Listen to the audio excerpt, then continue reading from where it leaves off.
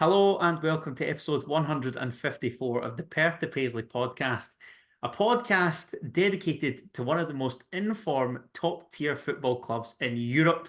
Never mind Inter Milan, PSV Eindhoven, Paris Saint-Germain, Galatasaray, Real Madrid, even Rangers. I am, of course, talking about Heart of Midlothian Football Club. And joining me, Adam Kennedy, to discuss the Jambo's latest victory, a 2-0 success against Motherwell at Tynecastle, is Daniel McIver. Mr. McIver, how good does that feel? What timeline is this? I've never experienced this since we were like 8 and the George Burley days, because it just feels like every week it's just like, oh yeah, Hearts have won again. Anything else can be happening in world football. It's just like, oh yeah, but don't worry. Hearts are the ever constant in winning. It's great. It's going well. Life's going well. How are you? I'm great, mate. I mean, I saw SPFL basically put out like some of the numbers, and you just touched on it there. I'd be as well to just run through some of them here because it's not very often that this sort of run happens. 11 points behind second place Celtic, 14 clear of Kilmarnock in fourth, 8 consecutive wins in all competitions, unbeaten in 12 games, 28 points from our last 10 league games, 9 wins and 1 draw. The best 10-match run in the top flight since 2010-11? Jim Jeffrey's side picked up 28 points from November 2010 to January 2011. My Insane. goodness And gracious me. it should be better. We should have got a penalty Oh, against don't, Ross County and it would have don't. been 30 out of 30. That's an interesting point, actually, that we can kick off this episode with, because I spoke to a Hibs mate of mine, and he was talking about how like the Nicky Devlin shout. We're going to go around the grounds just Yeah. shortly, but the Nicky Devlin penalty shout that Hibs didn't get. And I'm like, what do you want or expect to happen here? Like, I'm still aggrieved by that Forest dive. His yellow card got rescinded, but like, we can't change the outcome. Yeah, there's Like, nothing more we can do. what's done is done. Yeah. Before we get into chatting about the football, I just want to wish Sir Chris Hoy very well after the horrible Yeah. news that came out this week that he's battling cancer. We don't know which type of cancer it is. I think he's keeping his cards close to his chest. But very sad news considering, of course, his accolades, achievements, and the fact that he is, of course, a huge Jambo. And on top of that, the other side of the divide, I see that former Hibs manager Tony Mowbray has had to temporarily step away from his current job at Birmingham City due to health reasons. So wish them both the very best with their ongoing health battles. Absolutely. However, we are going to go around the grounds. And what a weekend in the Cinch Premiership. Chaos at the top, chaos at the bottom, chaos in the middle. It's just shaping up. At the business end of the season, it's just hitting different. And we'll start with a huge clash between two supposed sleeping giants of Scottish football, which took place in the bottom six at Pittodrie, as Aberdeen and Hibernian played out a 2-each draw. At a last gasp, David Watson equaliser saw Kilmarnock leave Parkhead with a point after a rare Kyogo Furuhashi goal for Celtic, as Celtic drew 1-each with Kelly. A Scott Tiffany brace strengthened Dundee's chances of a top six finish as they got the better of Ross County 2-0 at Dens Park. And a Livingston team that I thought was dead and buried picked up a huge 3 points ahead of a massive basement battle up in Dingwall this weekend as they edged past St Mirren 1-0 on Saturday. And Sunday's sole match, after Celtic had dropped points to Kilmarnock at home, saw Rangers leapfrog them with a comfortable-ish victory over St Johnstone at McDiarmid Park as they won 3-0 in Perth on Sunday. What did you make of the other quintet of matches? So before we get into that, you said that, and you were very correct, that it very much was a week that a lot of stuff changed throughout the table, except for us, where we are very much just in a league of our own, just completely on an island. And it's the funniest thing how we've done this 2 out of 3 seasons. Like how everyone's like, oh yeah, did you see this? Did you see this? Did you see this? And then they turn to Hearts and go, oh yeah, Hearts just won again. And they're just in their own little league. The Hibs Aberdeen game was so funny. They are both absolutely minging. It is insane. I expected, listen, I was very clear that I said I think Warnock will be a bad appointment and a failure. But I expected him, I think I said this last week, to have some form of manager bounce where it'd be like, right, he'll come in, he'll do all the stereotypical shit where he'll just shout at people and people think that's a personality, and then just be like, oh yeah, we've got a win over Hibs, we've got a comfortable win over Bonnyrigg. No, Just not happening, is it? it's just not happening at all. And Hibs, I mean, that was a game that you would show kids to be like, this is how you don't defend in multiple different ways. Absolutely mental. A draw is the result that benefited us the most. I mean, they're never catching us. They I could was about to win say, every game. I don't think it's Aberdeen and Hibs that we need to be looking out for these No, days. but How still good is always it to see funny. them both languishing in the bottom It's six? great. Like, it literally is just like the season before last. It's Just so good. hook it up and inject it. Yeah, the best. Yeah, 2 penalties, as you hinted at, should have been given. Like the Nicky Devlin one is mental. Like I have no idea how that wasn't given. And I also think the Majowski Marshall one's mental. He Oh just gets my punched in the God. face. Clatters him. It's been really interesting, by the way, seeing Hibs fans on Twitter be like, it's an absolute disgrace what happened with VAR. This is an objective decision. And then they see a guy getting poleaxed in the face and just being like, well, no, that's like subjective and you can kind of like see your opinion. Shut the fuck up. If you're arguing one of them's a penalty, the other one is also a penalty. They had their chance. They could have opened up an investigation. I know, but exactly. Opted not to. That's Exactly. on you. I like the idea that we're all pretending Livingston still have a chance at You staying not see up. it? No, I tell you what, I mean, if they beat Ross County, they move level on points on that's Saturday. the thing, right? If they beat County, then we might be able to have a proper conversation. But I can see Doncowy's County putting a couple past Livingston. Really? Can you? Yeah, yeah. I just think it's going to be Interesting. like everyone's I so think that's one of the excited. toughest games to predict this weekend because County have scored, or they haven't scored in 3 of their last 4, and the only goal that they did score was in a defeat to Rangers. So By all accounts, though, I don't know. like for example, perfect segue onto their game where Dundee beat them 2-0. But by all accounts, from Ross County fans, they were like, this is the best we've played in ages. Like Doncowy's got us going. And it's kind of just what's happened. Under the least qualified manager of the trio that they've had so far this season. It's crazy. Yeah, St Mirren are just in absolute free fall. Remember when they got third in September? Mind that. That was a laugh. That's a shocking result. What about Stephen Robinson and the fan? This is the thing, right? Whatever must have been said must have been bad. Because that reaction, because listen, let's be honest. Every single time any team in the country doesn't win, they'll get some folk shouting abuse at them. But the way he reacted, it was like, something bad must have been said.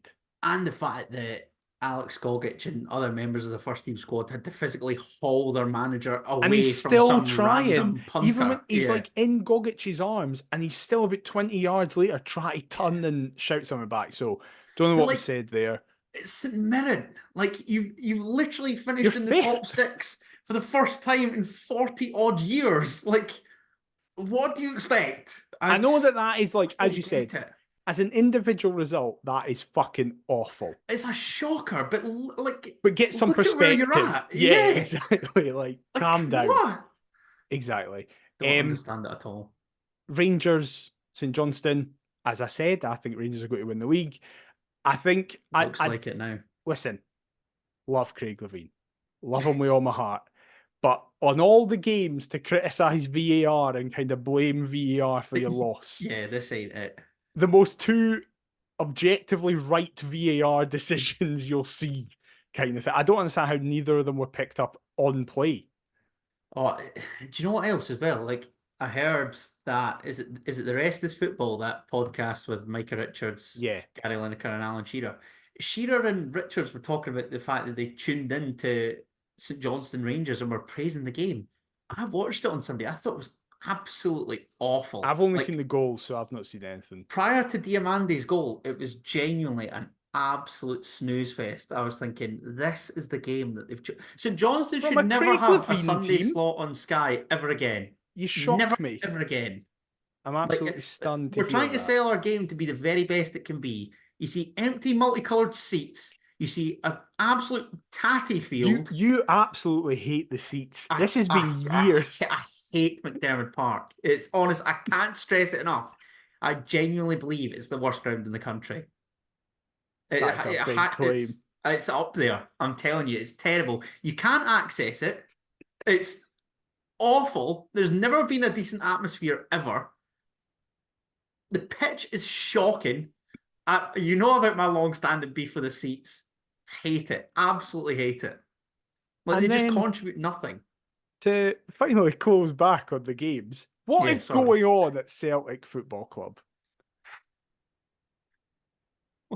Like, Oh, I what's don't know. going on? I was sat at They're Tynecastle, angry. The pitchforks are well and truly lit and they're out. I mean, sat at listening to like, Tynecastle and just sat being like, oh, they've won 1-0 up within, what was oh it, 9 minutes or something? no, I Kyogo don't think it scored? was anywhere as early as that. Or was it Was it? not? I'll have a look. I have no I'll have a idea. look for you. Basically, I saw Kyogo scored and I was like, all right, okay, that's it. They'll then run out. They'll score a couple of goals kind of thing. It'll be one of the games where they win by a couple of goals, but they're still absolutely raging. No, it was on 32 minutes. Why did I I thought think it it was was about 9? 37 or something. I've Don't no know. idea why I thought it was 9. But Carry I'm on. sat there at Tynecastle seeing that, and then obviously what happens in our game happens. We'll get into that. And I'm like, great, 15 points clear. And then just at the end, it's like, oh no, Kilmarnock are apparently just Celtic's kryptonite this season, and they cannot do anything against them. Absolutely nuts. Like, I've been listening to Clyde One Super Scoreboard. Angry, angry I Celtic saw the fans. guy about like Go he's Radio. Angry, angry Celtic he fans. can't sleep Lots of and stuff anger. like that, and he's giving away his season Oh book and no, stuff. the best was the clip that it was when they were talking about Brendan Rodgers laughing towards the end of the game, All and right. the sheer simplicity of some Celtic fan to just go, I don't know what he's laughing at because it's not funny. And yeah, I just couldn't help but bursting laughing because to the rest of us it is objectively really It's funny. great. It's amazing. But yeah, listen, another one of those weeks where you're just like, oh, every result has gone in our favour, except Celtic Kelly. But listen, we finished third, right? That's it. It's done. So who I gives a was going to shit? say, listen, that I think that's good for us. 2 points dropped. Let's start This looking is the that way. thing. We're now genuinely like, right, listen, we're We playing the double couldn't, heat. could we? We've got a double heater against them. If we got like 4 points, what happens next? Could we? No, we couldn't. I'm telling you that right fucking now, right? We're finishing third. Stranger things But have it's happened, fun. McIver. It's fun to think about.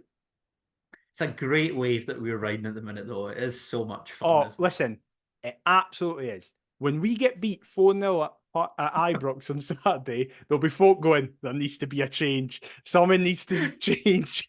Get Kenny Vargas back to Costa Rica. He was useless on Saturday. I can fucking feel it. I know it's coming. Why is there no Edinburgh equivalent of Clyde One? Can we have like I know. a fourth one super scoreboard and there'd be Yeah. loads of angry jambos ringing up being like, it's a disgrace. Let's just He was a take Perth cheap to option. He Paisley should never live have been appointed in the and first place. we'll do that. And we'll just We start should it. do that. We'll book out like a podcast studio and we'll get one of the big fancy Rode microphone things that you can Yeah, take your phone calls on. We'll do that. sorted. Anybody fancies a phone in, get it all off your chest, just as this therapy does for us. We're here for you, not a Sorted. problem. But thankfully, you won't have too much to moan about, as Hearts did win once again. Stephen Naismith made 4 changes after the Jambos advanced into the Scottish Cup quarter-finals with a comprehensive 4-1 victory away to Airdrie. Xander Clark took Craig Gordon's place between the sticks. Kai Rolls and Frankie Kent came into the back 3, replacing the injured Craig Halkett at the back as Kenneth Vargas also dropped out and George Grant made way for Scott Fraser to start in the middle of the park. That meant that Hearts lined up as follows. Xander Clark in goal, a back 3 of the aforementioned Frankie Kent, Kai Rolls and Stephen Kingsley. Dexter Len McKeesa right wing back, Alex Cochrane left wing back, with Callum Neuenhoff and Benny Beningame in the centre. Scott Fraser that teensy bit further forward to support Alan Forrest and Lawrence Shankland in attack. What did you make of the chosen 11, Mr. McIver? In terms of personnel, I was chuffed. I was like, yep, this is almost our strongest 11. I'm really happy with all the individuals. I was surprised, not confused, surprised. I think it's one of those few times where you just quickly go, oh, we have, I can work out the shape looking at that. We have changed it.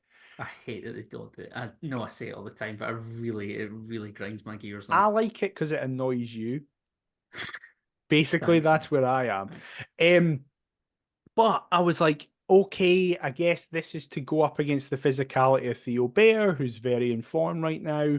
I guess we don't want to just have a 1v2 situation. It's better to have three at the back, and maybe, obviously, whenever we go for three at the back, it's focused on width. So I was like, all right, okay. But then I saw that Motherwell were also playing with a five.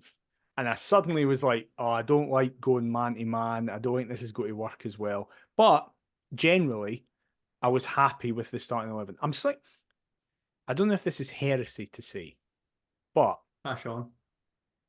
I don't know if Benny should be starting in games like this. Weirdly, I want Interesting. Benny for like the better teams, like your Celtics, your Ibrox, your Easter Roads and stuff like that, because I don't think Benny works as well when we're playing the team in a low block. Or that we're expected to beat to play that penetrating pass, you mean? Yeah. I think Yeah. Benny, it's so weird. It's that thing where it's like, I think Benny's better against better players because there'll be more space for him. What would you do at home then? Because I would play that was kind of Neuenhoff and my Tate concern. Wow, interesting. or Devlin. Because I thought with three centre halves, I just thought we're not resorting back to this pish. Like just enjoy the momentum, enjoy riding the wave. But then when you recognise that Motherwell are playing with Theo Bair up there, as you said, partnered by Jack Vale, who scored against Morton in the cup, Lennon Miller darting Lennon about Miller the trying to place. orchestrate things, Harry Payton bombing forward, the wing backs as well. You know that Yeah, they get forward. So I don't know. I thought it was fairly negative. I felt like it was inviting pressure, but to be honest, it didn't. It did no. not invite any pressure. And we needn't have worried really, Nah, because Motherwell are where they are in the league table for a reason. yeah. Um. So what would you be your home approach then? Would you go back to a 4-2-3-1? Yeah, yeah. Play the four, and then I'd like to have Devlin and Neuenhoff because Neuenhoff is slowly becoming that guy to pick up from the back line and just drive forward. And then we've seen, I think it was He's about, actually playing it forward as well, a lot more I Callum know, Newhoff than he did at exactly. the start. I don't know what's happened to him in the last since like the first Dundee game. He just seems to have completely turned a corner and been the player that I thought he was going to be when he first signed. Devlin was. It was reported by Naismith during the week before the Motherwell game that Hearts are trying to change Devlin. They're trying to stop him being like football manager term here. Stop him being like a halfback, like a number six, just breaking up play in the defensive area and then giving it to someone else to move More of an forward. eight, dare I say? They want him to be the guy, he pick it up deep and then just run and drive. I feel like with his energy, it's different enough from Neuenhoff that you could play them both together with a 10 in front. I feel like they would complement one another really well. Yeah, Cammy Devlin for the energy, Callum Newhoff for the calmness. perhaps the on the ball ability that Yeah. Devlin lacks. Please, no one Um, take this as me being like, I don't think Benny Bedingham should get into this team. I'm literally saying I think he's best for the biggest games because then no, he'll just be able to hold it. I kind of I recognise where you're coming from. I didn't expect to kick off with such controversy at the start of the Listen, episode, Mr. McIver. I So I don't like just you. I didn't just want it to be this is great, innit? And the episode is 10 minutes long because we're I just know like it's usually everything's me that going finds a great. moan whilst things are going well. Not a What's happened to moan. you? This is what I mean. Or a bit of I, constructive I criticism? I don't even know. I don't know what I'd call it. I think the biggest positive I've A found request? recently. No, not just like I'd be interested to know what Naismith thought of that. If because Naismith has said like from the start when he came in, he was like, I've made it clear to every single player that they will get an opportunity, they will play because different teams and different games require different things. I think Naismith is the type of manager that we've seen. Like, for example, Vargas has been on great form, doesn't start because Naismith has changed the system, so he doesn't feel it's necessary. I think a lot of people will just be like, well, no, just start Kenny Vargas. Just go, he's doing well. Whereas Naismith looks at it differently. I'm really fascinated by how Naismith looks at football. But I am that boring person that really likes Xabi Alonso's talking about football as well. Well, it's funny that you should say that, Daniel McIver, because we're going to go to the lines and get Stephen Naismith. No, we're not going to get Oh, I Stephen was Naismith. so Yes, excited I'm there. I sorry. was like, this is going to be Yeah, the I'm best sorry. episode ever. Maybe I'll get his number one day. We'll get him on the pod, but Yeah. Will you we'll see. annoy him with a question like you did the last one? Well, given the exploits of Michael Beale recently, managers seem to be lurking on social media. Very So true. Daisy could be a frequent listener to the podcast. He could think, "What the Imagine. hell are these two like yammering on about week to week? Yeah, Absolute nonsense that they speak." exactly.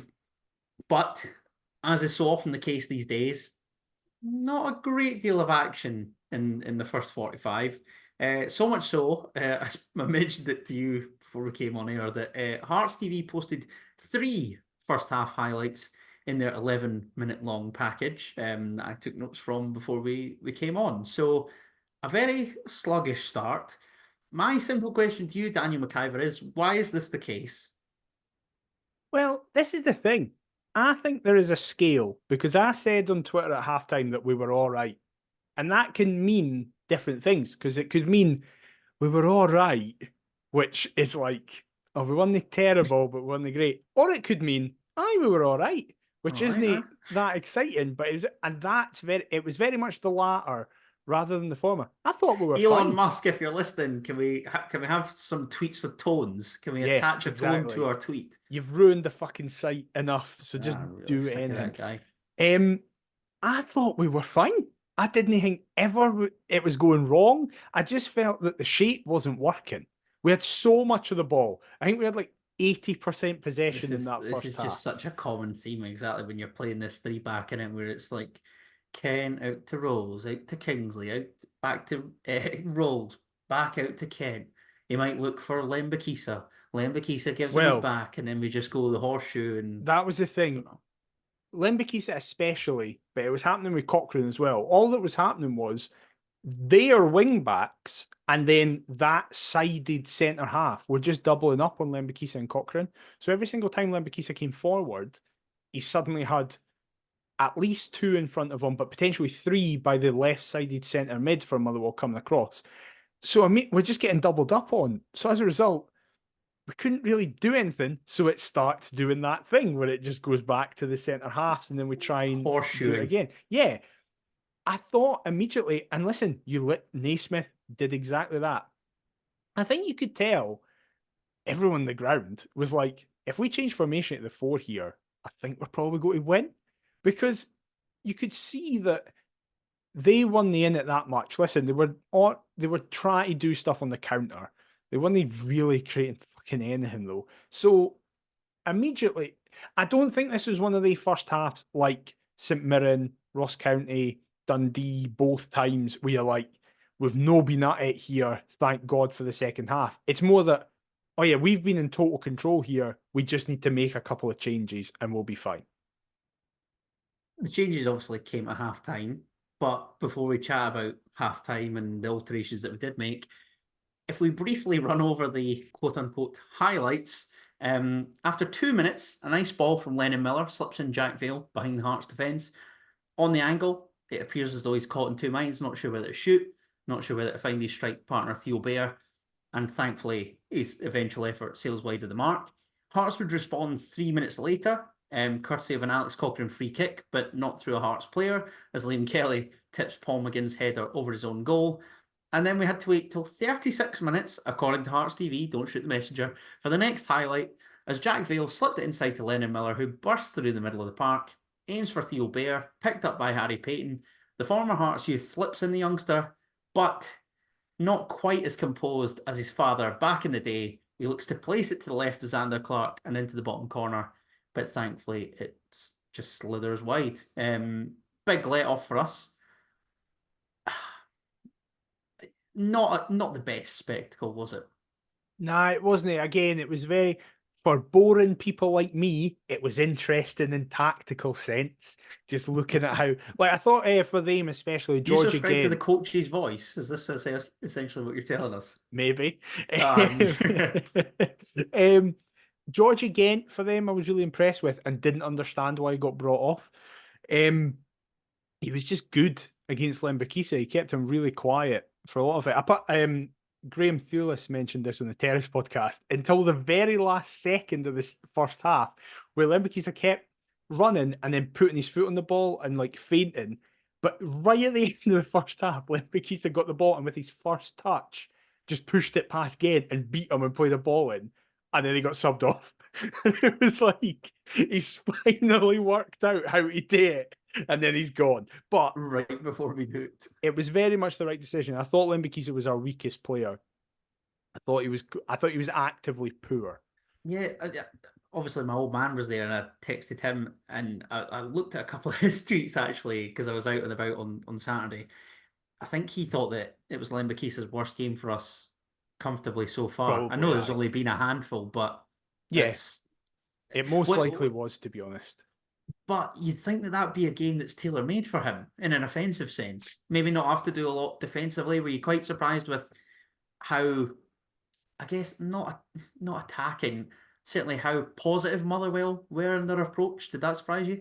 Yeah, but at the same time, I think that is one of the most negative performances I've seen for a team in years at Tynecastle. They were like, that was like Livingston levels. I thought I don't remember Theo Bair doing anything. And considering the form that he was in prior to that, I think it was, what was it, like 6 and 5 or something like that? I thought it was 8 and 6. Oh, 8 and 6, there you go. Or something. It's either 6 and 8 or 8 and 6. I can't remember which one it was. Some ridiculous vein of form. What I expected from Motherwell was for them to play either a 4-3-3 or 4-2-3-1. I thought they would have fast guys out wide with Theo Bair as being a target to hit on.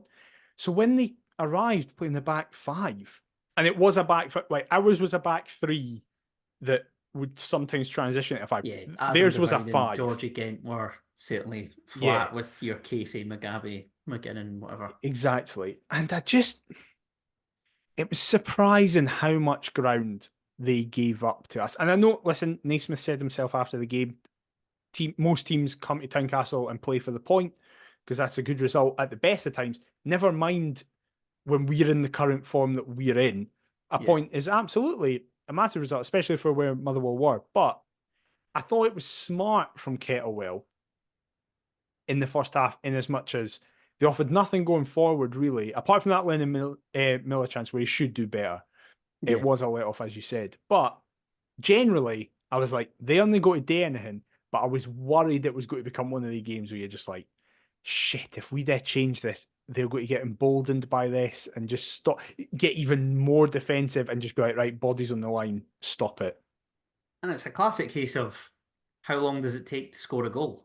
Yeah. All it takes is one chance. They could get they could get a dodgy penalty. They could get anything. There's just one little ricochet. Like these type of little factors all make up the game. So thankfully, that wasn't to be the case. But you mentioned Georgie Gent. Lovely ball from Theo Bair at the start of the second half. Sets him down the left-hand side. Looks to centre, but Clark claws clear. Rescued on the far side, but rolls in and Kingsley eventually clear for us. So much space for him to move into on that occasion. That was the interesting thing. That kind of opening 7 minutes that you're speaking about there was the only time Motherwell really threatened. And it's because we changed shape. We made a couple of changes at half-time. And you're obviously, when that happens, you're then going to give up, for example, the midfield battle. They outnumbered us a wee bit for that kind of 10-minute period. But even then, I was like, that chance, for example, isn't like, they should score here. It's just a good chance. It's not too clear cut. I mean, he's on the angle, and ultimately, I think he takes the shot on because he's expecting a centre forward to be in a decent position to cross, and there is nobody. But so Theo Bair's the guy who's passed him the ball. Exactly. And by the time Big Bear comes up, like he's left on his own. So maybe have a strike and, I don't know, hope for a rebound or a ricochet off the centre half or something. As you then said, we grew into the game. We're pretty much in the ascendancy from here on in. Hearts built from the back on 50 minutes through rolls. Cochrane, Kingsley eventually spread out to Frankie Kent, who finds Scott Fraser. Nathaniel Atkinson wanders into the centre before he spreads it out to Kingsley once again. Very patient, looking to build up. Alan Forrest takes on Paul McGinn, shows him inside, smashes it towards the Motherwell goal, but Liam Kelly meets it and gathers fairly easily in the end. Our attacking players are the ones that obviously we want to get on the ball. We want them to make things happen. Alan Forrest is growing in confidence all the time, but a fairly quiet first half. If it doesn't come through him, again, talking about the three centre mids that were selected, you're leaning heavily on Scott Fraser. It ain't going to come through Neuenhofer or Benny Beningame. I don't know what, like, would you then, you basically said that you would sacrifice somebody to give that little bit more support further forward and alleviate the pressure from your Frasers and your Forrests. It was interesting. I can't remember who it was. I apologize. It was either the Maroon Report, Irving Analysis, or the Heart Standard. There was a heat map that was shown and then a positional map. And in the first half, it was like Shankland as a single point through the middle of the pitch on his own, with then like about 10 yards of a gap left, right, and below him, where Forrest, Fraser, and whoever was and Lembikisa. So it wasn't. It was really disjointed. There was no kind of focal point that could then play off others. Whereas then in the second half, the positional chart is basically a line, and it just has Alan Forrest, Kenny Vargas, Yutaro Oda, Callum Neuenhoff, Lawrence Shankland. Like suddenly in the second half with the change of shape, we just became more advanced. I will say, I do now think that you do want Neuenhoff to be the guy to break it, and I think Neuenhoff is showing that he can be that guy to drive us forward. I But just mean in terms of like long range, and he does yeah, play the odd forward pass, but usually it's to, I don't know, Shankland on like the edge of the area. I think we're yet to see him properly like carve something out. he That doesn't might be a bit harsh, he doesn't play but like 40 yarders. But I will say no, on Saturday, he was playing like 20-yard passes and like yeah. spreading it about. Um, it just felt that we were growing into it. One of the biggest positives of Alan Forrest, we've said this even when he wasn't in great form, is that he's so positive. He is just that guy who will get it and just immediately turn around and run at people, which is great to see. But It's an old-fashioned type like that, isn't he? yeah, Just instantly looking to commit his man and not a touchline hugger per se, but certainly just the first thought is immediately right. Let's go make something happen. totally. And you said it yourself. I really liked how patient we were. We weren't pissing about. I will say this: it was good to not hear boos at the end of the first Refreshing. half. Yeah, I was Because worried that everybody was was probably happening. just knackered watching that so Yeah, flat. It's just like, exactly. But I was worried that that was going to happen. It didn't. And Naismith pointed out after the game that the crowd stayed with us, and it was like, we will. It'll happen. It'll happen. It'll come, and it eventually does. It eventually does, but a couple chances beforehand. On 57 minutes, a Hearts corner caused havoc. Scott Fraser takes it short to Alan Forrest.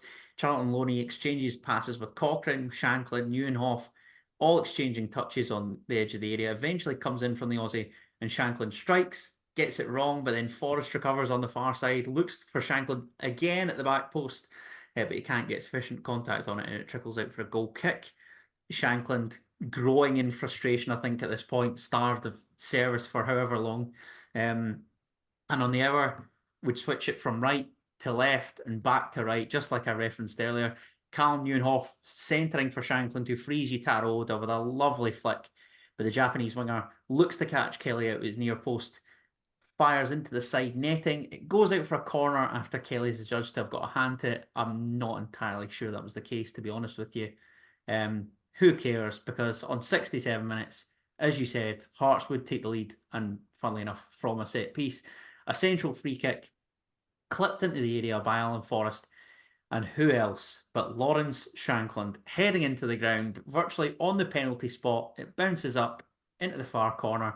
Liam Kelly has no chance. Hearts finally have their breakthrough, and it's our main marksman that's got it. 25 goals for the season. We're in February, and it's a fantastic finish. I mean, to be honest, I'm not going to spend a lot of time on Shanklin here because I feel like I don't know what else I can say after No, we've been saying it no. every week. You I run will out of say this one superlatives thing, after a though. while, McIver. You really do. I'll say this one thing. I disagree with what you said with Liam Kelly has no chance. If he dives, then he might have a chance.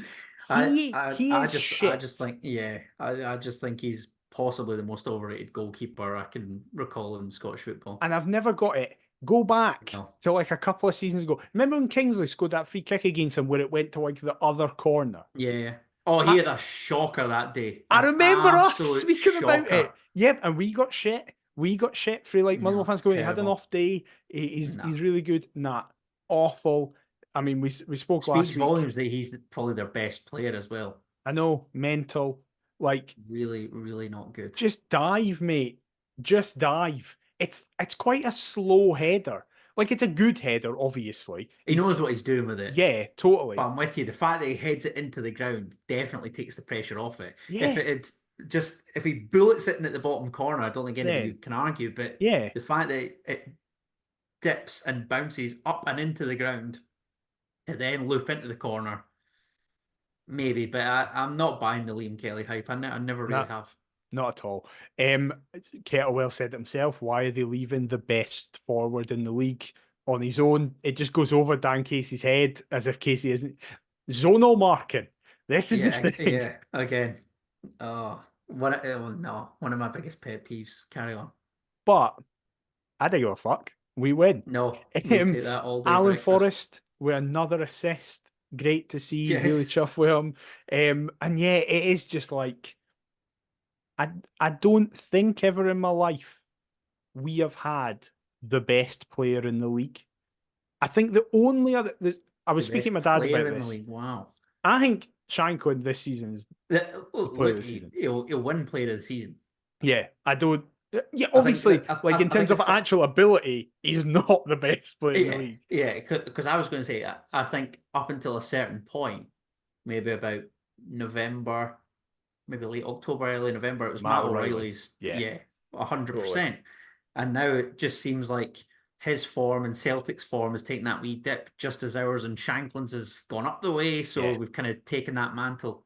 I was speaking to my dad about it, and we were kind of thinking in the top flight, the only other times I can think of where we had someone who was like they're right up there was Gordon in his last season with us the first time before we sold him. I was going to say Gordon the season before last. That's a good point. Gordon, the double header, was going to be that. Yeah, so last in first spell and first in the top tier second spell. Yes, Yeah. exactly.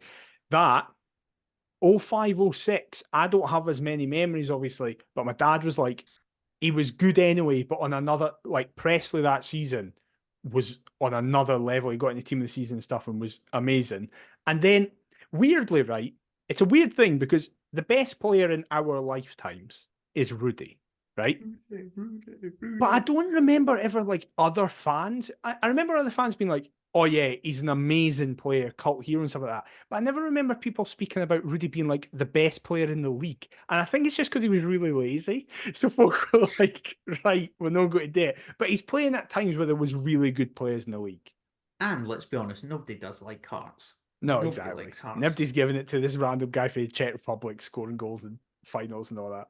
I mentioned Go Radio earlier. I mean, Paul Cooney has it in for Hearts. He Really? despises it. Oh, you can like, and you can just tell, just the way that he's desperate for Shanklin to move on. Like, oh, boo hoo! One of the best players in the league doesn't play for one of the top two. Like, give it a rest. I will say, I've just thought of somebody else. We did have Takis Fisas as well in that 05 or 16, who, like, it's still, he is still Yeah, like the guy where I'm like, don't. how did we have him? Uh, How many, how many fraudulent packets of money did we give him that allowed us to get him? Swiftly moving on. On 70 minutes, Kenneth Vargas would receive on halfway, spinning away from Paul McGinn, but his pass is a poor one to Lawrence Shankland, just a wee bit behind him.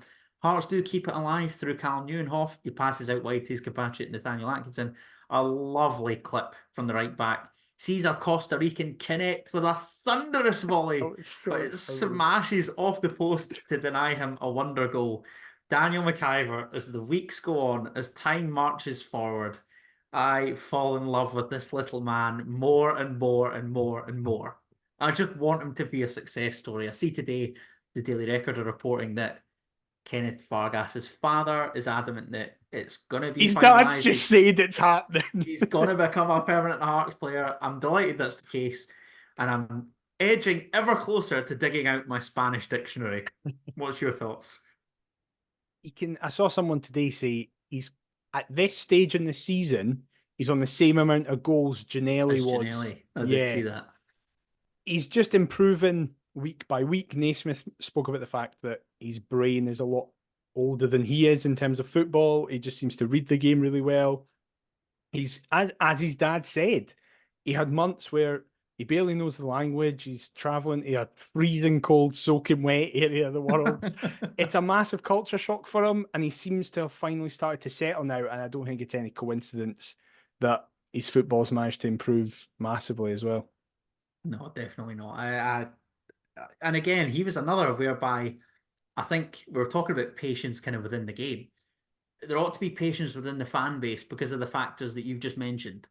He's 21 years of age. He's probably never been to Europe, never mind Scotland before. Freezing cold, a tricky language to understand because of our accents and the way that we pronounce certain things. A new club, a new city, new people, new teammates, the Leaving whole your shebang. kid Leaving to your the other kid, side of the your world. missus, the family. I see that he's going to make a family business with his dad. That seems to be a passion. He's sending back the dough. Just a really wholesome, wonderful young man who I'm Yeah. really happy to see succeed because I know that there'll be a lot of people. I think we also had a little bit of skepticism, being like, "Oh, I don't know if we're going to exercise it. Should we exercise it? Maybe spend the money elsewhere. Throw the dough. Let's do it." And Because he does Star Wars celebrations as his celebration. he So got Star Wars celebrations. His I just neck love him. tat. Kenneth. How many Costa Ricans do you know called Yeah, Kenneth? exactly. None bar him. What a guy. What a man. Could spread like his entire town could be decked out in Hearts tops before we know it. Yeah, We're going global, exactly. baby. This is what it's all about. Scotland and one town in Costa Rica. And he would go close once again as Forrest takes another free kick from deep out on the far side. Looks for Kai Rolls at the back post. It breaks to the other side towards Vargas after Theo Bair, I think, looks to get a touch on it, but it just deceives him and trickles out for another goal kick. However, Motherwell would get an opportunity on 78 minutes. I say an opportunity. It's nothing too clear cut again. Cammy Devlin clears only as far as Harry Payton, who tries his luck from range, but thankfully Frankie Kent diverts it away from goal and behind for a Motherwell corner. I'm not sure what Cammy's up to there necessarily because I've he no basically idea. invites Harry Payton to just come forward and have a crack. It was a Yeah. very strange one.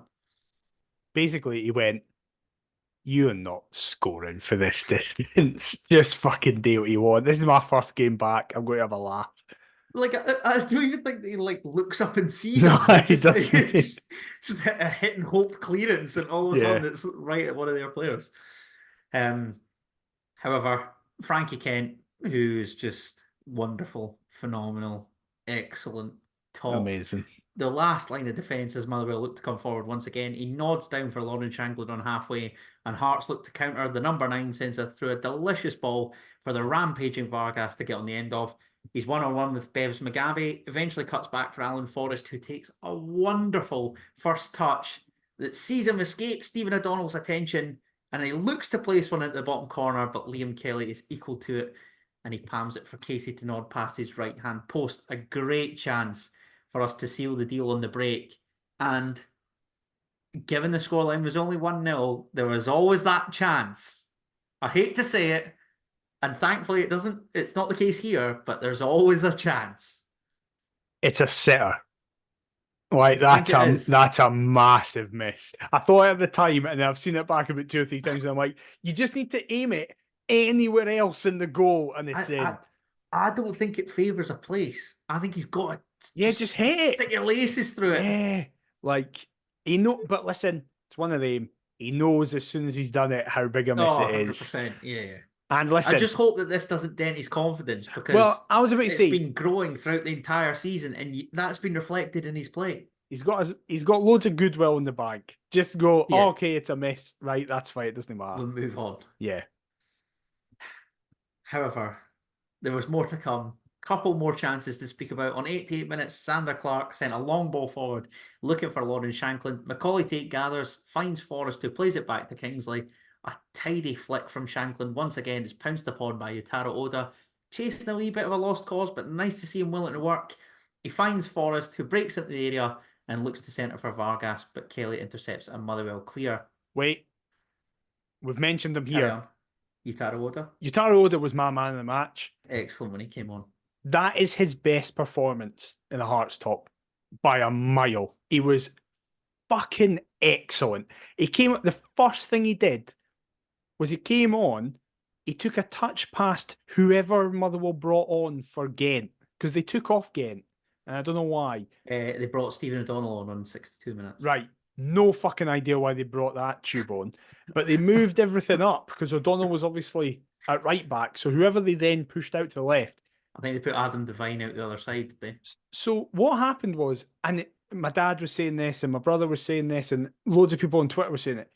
For the first time, it was like Oda just started running at him. And one of the criticisms of Oda is that he kind of gets into a good position, then Hesitates stops, sometimes. and then, yeah. Yeah. For the entire, he was on for like half an hour or something like that. He just ran. Over, yeah. Just ran constantly, was creating problems. If it was Divine on that side or whoever it was, could not deal with them in any way, shape, or form, and was excellent. That's what we want to see from him. Developing an understanding now as well, isn't it? What the manager wants, how he fits into this system, various instructions, taking that on board. I also think he's a lot more selfless now, Yutaro Oda. Yeah. Previously, I feel like he'd be greedy and maybe opt to shoot. Whereas now he might look for a pass and maybe see that there's a better option rather than going for a goal. However, I mentioned the fact that Alan Forrest should have sealed the deal. But who else but Vito seals the deal? You like that? Oh, amazing. Amazing. Trying to brush up on the Espanol. I'll get there once my course is done. Don't you worry. In added time, Nathaniel Atkinson clips a free kick forward in search of Lauren Shanklin. Cammy Devlin recovers, plays it back to Shanklin once more. However, Nathaniel Atkinson overlaps, receives it from the striker, wanders into the centre, looks to plod it towards goal. I don't know what he's doing. Another dive, he's just wandering. It rebounds high into the sky. Kenneth Vargas watches it all the way. A superb touch with his right foot. Sets him up perfectly. He swivels and lashes home a first-time left-footed drive right into the top corner. Heart of Midlothian 2, Motherwell 0. Another 3 precious Premiership points. It is such a good goal. Ah, McIver. Watch it all day. The touch is ridiculous. It simultaneously takes him away. And it's just the perfect weight. It takes him away from the most pathetic attempt at getting a foul ever from Stephen O'Donnell. And also perfectly lines him up from just do what Forrest didn't and just puts his laces, but also kind of places. It's like he puts his laces through it, but he wants to put it in that far corner. Exactly what he's doing with it. Just gets right behind it. So good. Listen, when Oda, Vargas, and Tate came on, I saw that mental stat that Tate just never misplaced a pass. My dad described him as he's like a football robot where he's never going to do like your 40-yard passes. He's never going to score a raker. He's like it's like if a coach was like, right, we want to do a passing drill, so we'll put an AI in the middle that will always make the pass. You guys just need to work around that. That's Macaulay Tate.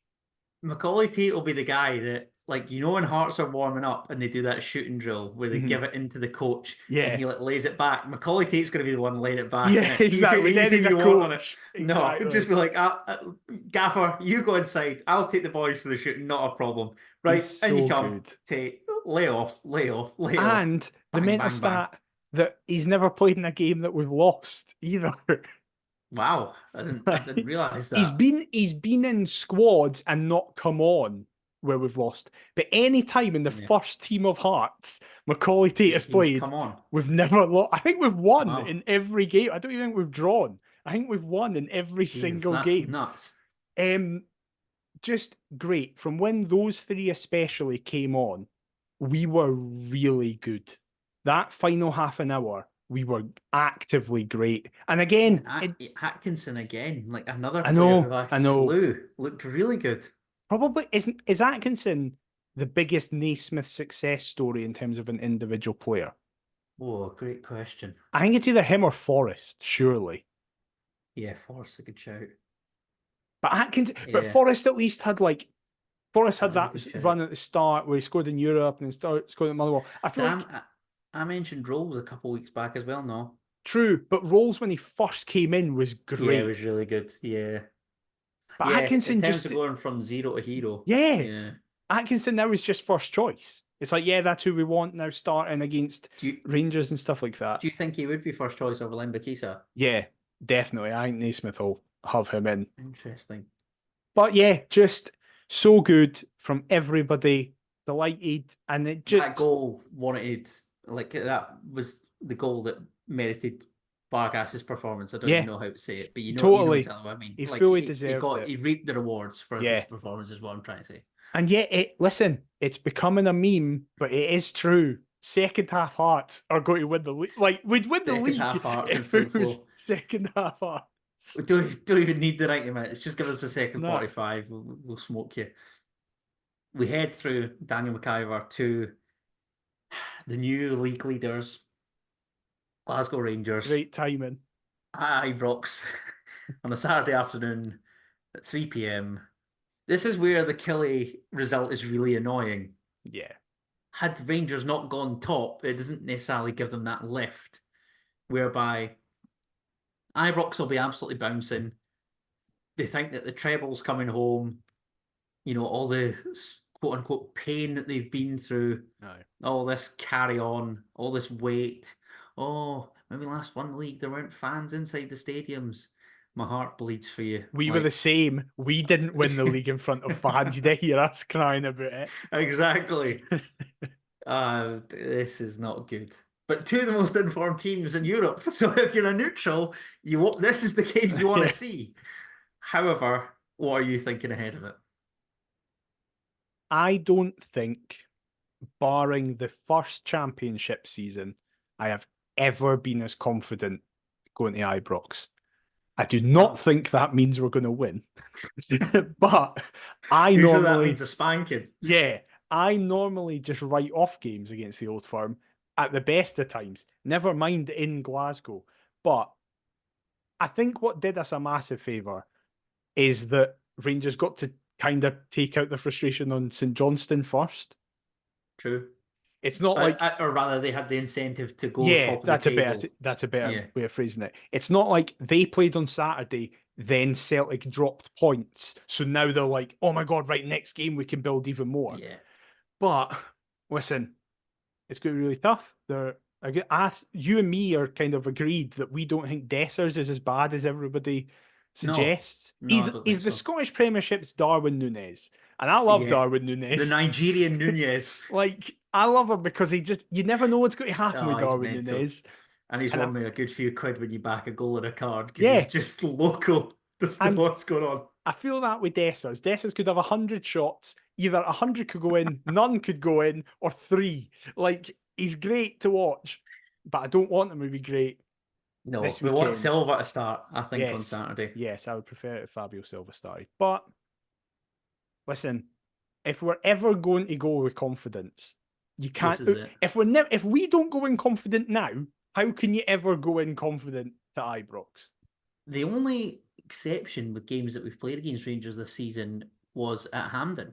The rest of them have Yeah. been tight, Yeah, close games. Yeah. That ultimately, I mean, the last time we went to Govan, we should have taken 3 points. Yeah, and we're left with none. So that should be enough to get the boys fired up and And we weren't hopefully even come playing back. well then. No, we need to come back along the M8 with all 3 points this time. And I would love it because of the Rangers fans that I work with to be able to just walk around with a massive smile on my face. Unfortunately, that's just never the way that these things pan out. So No. I'm going to ask you for the team. No, I was going to say both teams, but our team and a score prediction. Clark, Atkinson, Kent, Rolls, Cochrane. Because it's my thing that I just play Cochrane. Okay. Kingsley will be gutted to drop out, and I understand why. I think he's going to go with a 3 again, but carry on. I hope he goes with a 4. Neuenhoff, Benny, Grant. Okay. Vargas, Forest. Forest, Shankland. Yeah. And I'm going to go 2-1 Rangers. Come on. I Just give know. us a wee point. A 1 level all. 3. 1 all. I was Come gonna go. on. I was gonna go on each. Come on. Let's get some in. I'm gonna say one each minimum. I think it could be a game with a lot of goals. I tell you what, the last time we won there in the top tier, last time we won there in the second tier, both by 2-1 score lines. Mm-hmm. Saying nothing. I don't know. I don't know. We'll see. We'll have to wait and see. We'll cross that bridge when we get there. Yes. However, the end is near, and we're going to go over the quiz. 5 questions, a true or false, potentially 2 multiple choices, because I recognise that I've that made means one of them one's a tough. bastard, right? Yeah, I recognise I made one of them tough. And of course, the who am I? Right. Your first question, Daniel McIver, is your true or false. Hearts beat Motherwell 2-1 at Tynecastle on the 27th of August 2005, a match that was well remembered thanks to a stunning save from Craig Gordon to deny David Clarkson. True or false? Macaulay Tate was born on the day that Craig Gordon made that save from David Clarkson. 2005. August 05. Would that not make him? I thought he was just 18, not 19. Yeah. But that's weirdly specific. I'm going to go double bluff and say he was maybe born on that day, but not that year. So I'm going to say false. He wasn't. Daniel McIver, your mathematics skills have failed you. I don't care anything about maths. As it is true, that very day that Gordon made that save from David Clarkson, Macaulay Tate was born. Is that 18 years ago? It's 19 years ago in August, as Macaulay Tate turns 19 in August. Ah, that's what I've done wrong. I thought it was the August before. Listen, there's a But how mental is that? That's crazy. That blows my mind. That is mental. I should have just gone with the logic of it's too specific, but it's maths based. Lowest mark in my school's history in 4th year, so. But that is wild. It's mental. Everybody remembers that save. And yeah. the fact I feel ancient. I was really worried that you were going to ask me about something about the game, because I was like, I don't remember anything else except that fucking save. No, absolutely not, because I don't remember anything else about it either. Second question. Hearts head along the M8 this weekend, but boast the 3rd best away record in the Scottish Premiership this season, taking 27 points from a potential 39. There are 3 teams tied on 14 points, the next best record. Who are they? Right. It's not Killy, because Killy have been minging. Did you say we have the best? The 3rd best. The 3rd best, right. I'm going to assume the top 2 are Old Firm, the Old Firm. Right, so it's the Old Firm then us. Right, Killy have been really good in the league, but minging away from home. Okay. So my logic is it's not them. I'm going to go with St Mirren. Is one. Because I just feel like they've been good. Surely Aberdeen and Hibs have both been terrible. I can't think. But then you're running out of options, so it must be Dundee. Is 2. Right. So do I go with Killy? Do I just think it's the top 6? Do I have to get them all, or I get nothing? Could be a bluff or a double bluff here. I don't even get lives. I just have to get the 3. No, I'll give you 2 lives. I'll take that. Or 3. No, I'll go 3. I was only 2. 3. I was only going to ask for 1, so I'll take 2. Oh, okay. Okay. Right, I'm just going to go it. Is Kilmarnock one of them? No. Right, One I was life fucking gone. right. Right. So that narrows it down, Mr. McIver. It must be right. It's no Livingston, because they've got no fucking points. Do they even have 14 points? I don't think they do. I don't think they're on they do. 13. It's no I think Ross you're County. right. I've seen Johnston being good. So I've narrowed it down to St Johnston, Motherwell, Hibs and Aberdeen. Does this mean I get one more life and then that's it? Or if I get one wrong, that's me fucked? Wrong, and that's you fucked. Right. I'm going to go, because they just keep getting loads of draws, I'm going to go Motherwell. It's Hibs. Is it? Oh, The Hibs original, were yeah. going to be my last option. Hibs, Oh, I would right, never okay. have guessed Hibs. I see when you said St Johnstone. St Johnstone have only just won their first game away from home. Oh, Start of really? the month. Yeah, I couldn't believe that. Wow. So there you go. Dundee, St Mirren, and Hibernian. Wow. Your multiple choice. Hearts head to Ibrox this Saturday to take on Rangers in a first versus third clash. But how many clean sheets have the Gers kept in the Scottish Premiership so far this season? Only bettering Hearts. A, 14, B, 15, C, 16, D, 17. Right, I think we've kept 12. I think we've kept 12. Or was it 12 before the weekend? No, I think it was 11 before the weekend. So I'm going to say 12. Right. Rangers are doing well. I don't think it's as many as... 26 games as well. Was it 14, 15, 16, and 17? Yes. I don't think it would be as high as 17. I'm going to go 15B. Right, that means either it's 14 or 16. Answer is C, 16. Oh, I was going to say 14. I was going to eliminate the Oh. top two. Fucking hell, I didn't think there were that many And ahead it was here. 12 for us prior to It the was weekend. 12, right, And it okay, was cool. 13. Oh, now it's 13. Oh, we've Yeah. kept 13 now. Oh, wow. Yeah. Impressive, isn't it? Bloody hell, I feel so bad for Zadar Clark. You've been so unlucky in this quiz, I'll be It's honest. ridiculous. You've been Listen, really lucky. it's how my day's gone the day. It's been a disaster of a day. I knew this was going to be one of my few times I get 0.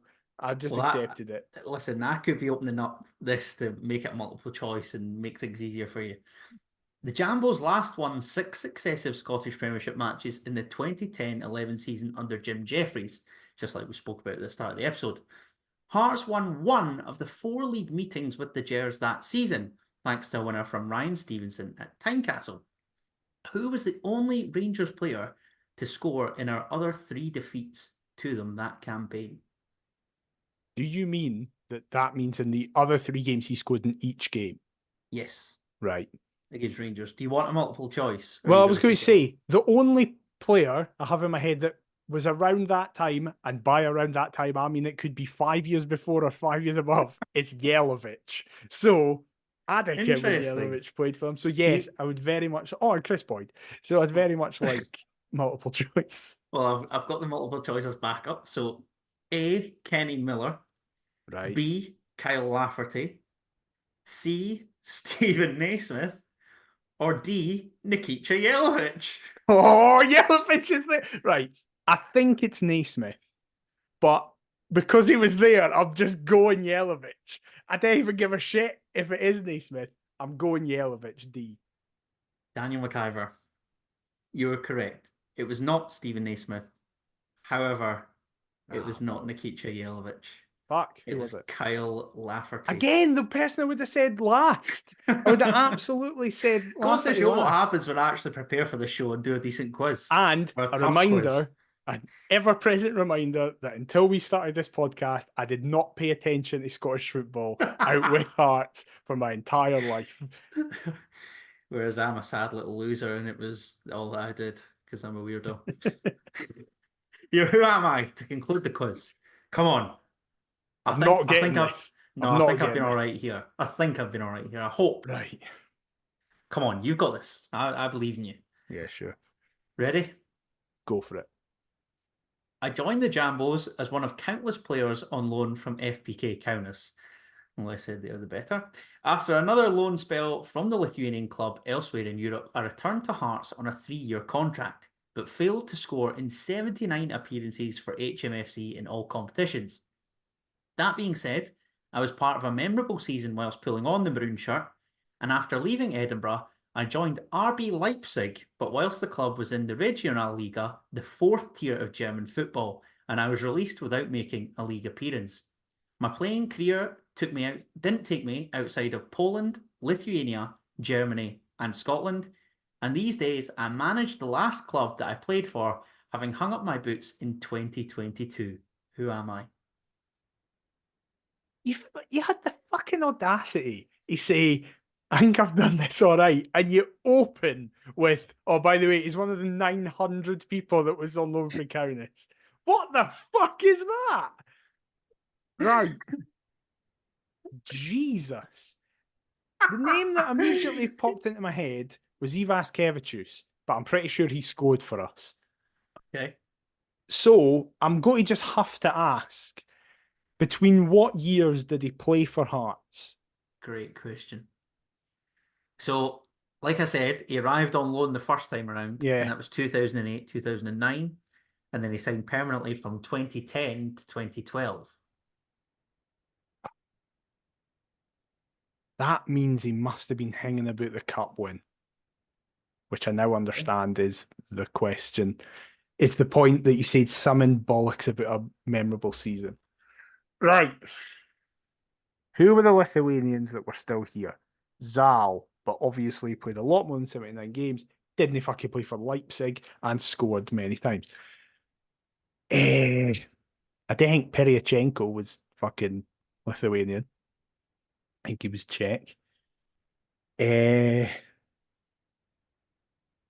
wait, 12. This is the thing. I only really know that fucking 10-11 squad first team. And then the 11-12 squad. And Ivaskevicius was before that. Right. The clues again. I joined the Jambos as one of countless players on loan from FBK Kaunas. After another loan spell from the Lithuanian club elsewhere in Europe, I returned to Hearts on a 3-year contract, but failed to score in 79 appearances for HMFC. That being said, I was part of a memorable season whilst pulling on the maroon shirt. After leaving Edinburgh, I joined RB Leipzig, but whilst the club was in the Regionalliga, the 4th tier of German football, and I was released without making a league appearance. My playing career didn't take me outside of Poland, Lithuania, Germany, and Scotland, and these days I manage the last club that I played for, having hung up my boots in 2022. Who am I? The problem is, I've just realised he didn't actually say he is Lithuanian, but he played in Lithuania. Surely that means he's Lithuanian. I don't think Peryachenko played that many games for us, and wasn't he technically Ukrainian? He was like Ukrainian Lithuanian or something. I don't know if I want to even ask. I don't know if I even want to ask the position because I feel like that's not going to help me, to be totally honest. He was part. The thing is that's killing me is that I'm trying to think of someone who was involved in the squad that was playing in the cup final, but also played like appearances as well. Yeah, played like nearly 80 games. Because, like you said, he never scored for us. Never scored. So, like, Novakovic scored for us. So it can't be him, even though, I mean, I'm pretty sure I would have heard if Novakovic played in fucking at RB Leipzig. But admittedly. Novakovic's not still playing. Oh, does he? I think he does. I don't even know. Find out while I'm thinking. He plays in Turkey, Novakovic. Does he? How old is he like? Yeah. He's 33. Jesus. Fucking hell. So he must have been like 20 when he came to us. Yeah, he left Hearts at 23, 10 years ago. Jesus. You're right, mate. I don't know, and I hate that you've done this to me. I do have another question, but I need to fucking. Okay. What's a good other question? I feel like if I ask the nationality and you say Lithuanian, I'll be fucking livid. So Okay. I don't know if I want to do that. Right.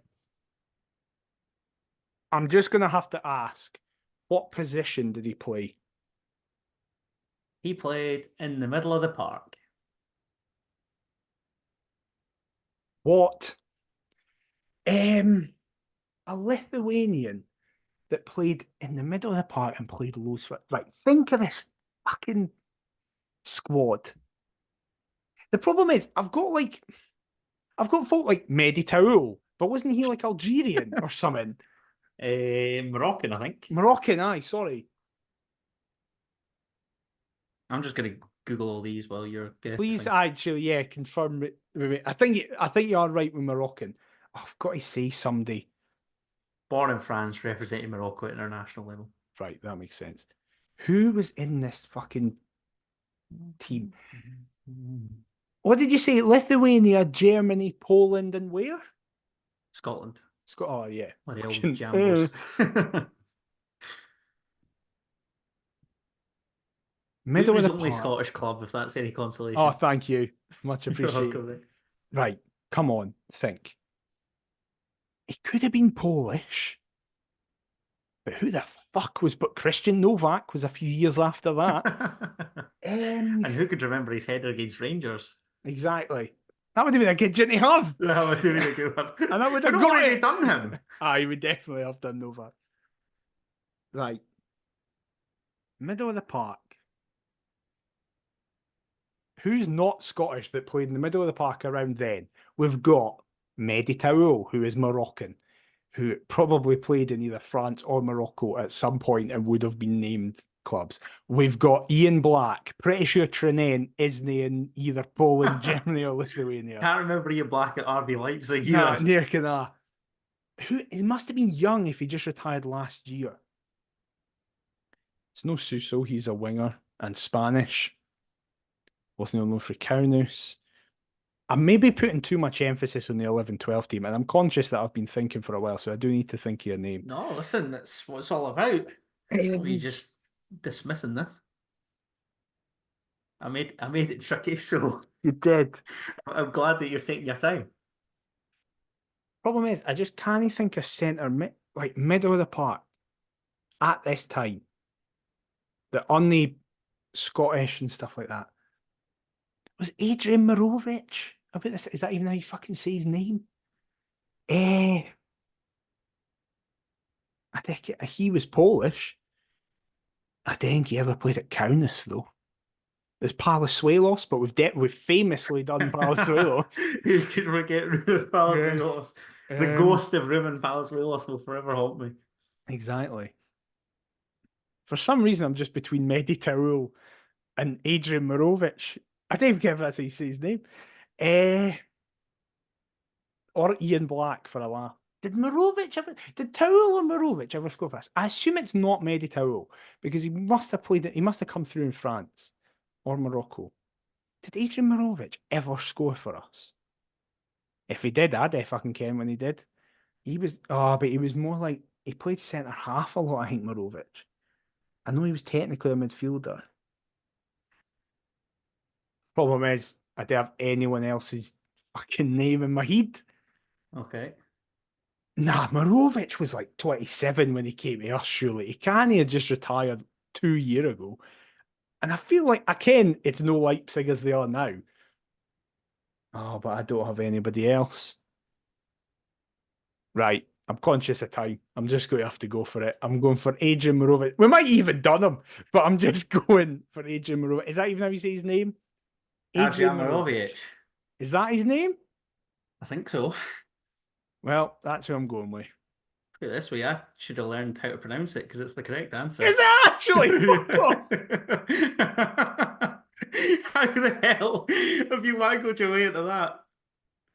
Get in! What? How old was he when know. he was at us?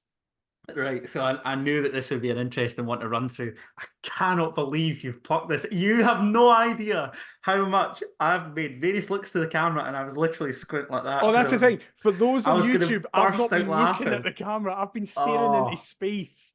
I was on the verge of pissing myself. I thought I was going to have to mute my mic. For fuck's sake, get in! That's one of the happiest I've been. Adrian Mirovic. He hung up his boots at 39 years of age. Fucking hell. Only just in 2022. He manages Gornik Wabalrzic. The famous. Know all about them. Yeah, what else? So obviously the memorable season that I actually thought of was that 10-11 team because I just remember him as like being the absolute pitbull in that team. But funnily enough, you said it. Excuse me. And I was looking at his Wikipedia, obviously, while you were talking. He actually did leave Hearts in May 2012 because he wasn't offered a new deal. Ah, So that right. was the expiry of his deal. And on the 18th of May 2012, the day before that game, Yeah, he joined Leipzig on a 2-year contract. I could not that's believe that. mad. He popped in my head today, and I went down through his Wikipedia, and I had to do a double take. I was like, am I drunk, or does that say RB Leipzig underneath Hearts? Or is it one of the weird teams that Red Bull have that it's just random? But no, it's Right, actually RB exactly. So then I Leipzig. was like, hold on a second. What league did RB Leipzig play in 2012? And then the fourth tier of German football, obviously, I think they were not Lokomotiv Leipzig, but the other one, whatever they were Yeah, called prior to that. Um, yeah, initially loaned from Kaunas. Obviously, he I then didn't got know loaned that. out I to didn't know we well, got him for Kaunas. neither did I. I didn't know that there was two separate spells because he went to Arca Gdynia in his homeland and then came back to Hearts on a 3-year deal. Never scored for us, 79 appearances. Yeah, there you go.